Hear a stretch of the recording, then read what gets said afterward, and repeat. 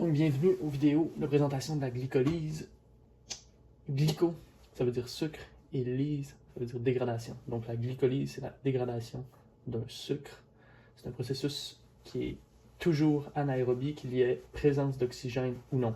Donc, tout ce procédé-là, ça n'a pas besoin d'oxygène. On va voir qu'à la fin, les produits peuvent être utilisés sans oxygène et avec oxygène différemment. Où est-ce que ça se passe? La glycolyse, ça se passe dans le cytosol et le cytoplasme d'une cellule.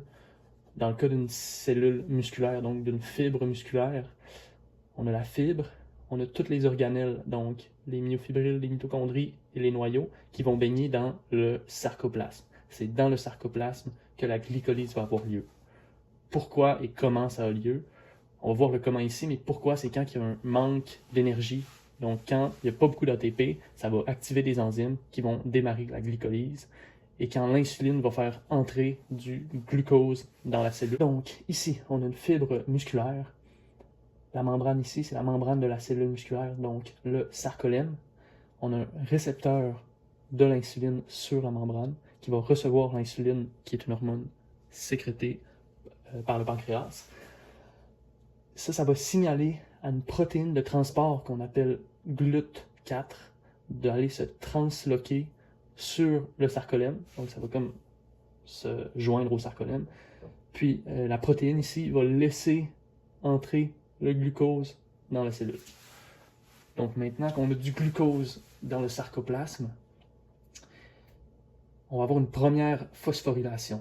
Donc, on va prendre un ATP, on va donner un groupe phosphate au glucose. Donc, ça va nous coûter un ATP. Donc, ici, on est à moins 1 ATP. Ça va permettre de piéger le glucose dans la cellule pour pas qu'il ressorte. Donc, ici, on a un glucose avec les 6 carbones. Ici, le glucose, c'est C6H12O6. Donc, on a les 6 carbones avec un groupe phosphate. Ça va s'appeler G6P. Ensuite, si on a besoin d'énergie tout de suite, on va partir vers la glycolyse, mais sinon, on peut amener cette molécule-là ici pour la transformer en glycogène. Ça va être une source d'énergie dans la cellule en stockage. Admettons qu'on veut de l'énergie tout de suite, on va transformer le glucose en fructose. Pourquoi est-ce qu'on fait ça? Parce que le glucose, il peut seulement se diviser en 3 groupes de 2 carbones. Et le fructose, lui, vu qu'il est comme plié en deux, on peut le diviser en 2 groupes de 3 carbones. Là, ici, je l'ai plié en 2, mais c'est pas nécessairement la vraie molécule chimique. C'est juste plus facile à démontrer. Donc, le glucose 6-phosphate va devenir du fructose 6-phosphate. Et là, il va être prêt à embarquer dans la glycolyse. À partir d'ici, donc la deuxième phosphorylation, on va aller porter un deuxième groupe phosphate sur le fructose. Ça va nous nécessiter un ATP. Donc, on va être à moins 1 ATP encore ici. Et à partir d'ici, quand on a un deuxième groupe phosphate sur le fructose, c'est là que la glycolyse s'enchaîne jusqu'à la fin. Donc, on ne peut pas revenir. La molécule ici s'appelle du fructose 1,6-biphosphate. Donc, on a du fructose et on a du phosphate. On en a 2 en fait, biphosphate, sur le premier carbone et sur le 6e carbone. Prochaine étape, on va splitter en 2 le fructose pour avoir 2 molécules de 3 carbones et un groupe phosphate qui va s'appeler G3P. Ça a un long nom, mais son surnom c'est G3P.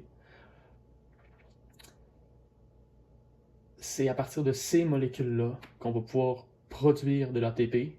Ils vont passer par une chaîne de réactions.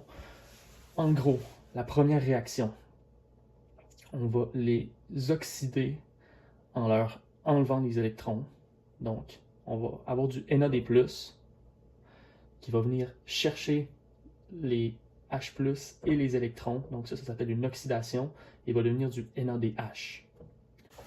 Donc, une fois que les molécules sont oxydées, on va leur ajouter un groupement phosphate avec des liens riches en énergie.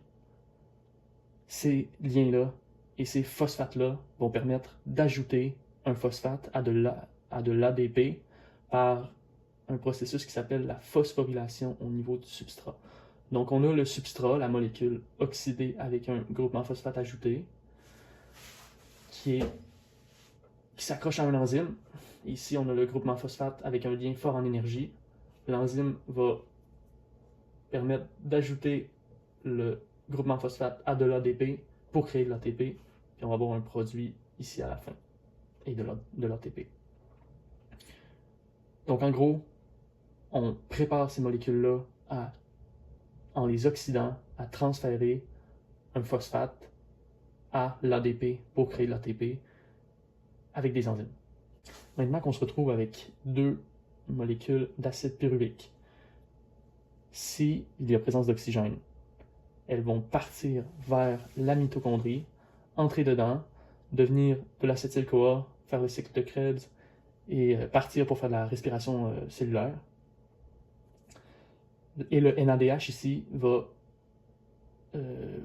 participer à la chaîne de transport d'électrons et revenir en NAD+, parce qu'on a besoin de NAD+, ici pour oxyder le G3P. Si on n'a plus de NAD+, pour oxyder et recevoir les électrons, la glycolyse ne fonctionne pas. Donc, il faut toujours trouver une manière de faire du NAD+. En présence d'oxygène, la respiration cellulaire, la chaîne de transport des électrons, plus précisément, va nous redonner du NAD+, pour continuer la glycolyse.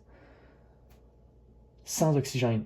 Donc, encore une fois, il faut trouver une manière de passer le NADH pour que ça devienne du NAD+. Donc, le NADH va redonner ses électrons aux acides pyruviques. Ça va créer de l'acide lactique et des ions H+, parce qu'on perd le H+, on perd les électrons.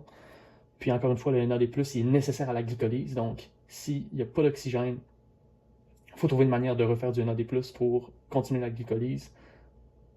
Donc, on crée de l'acide lactique.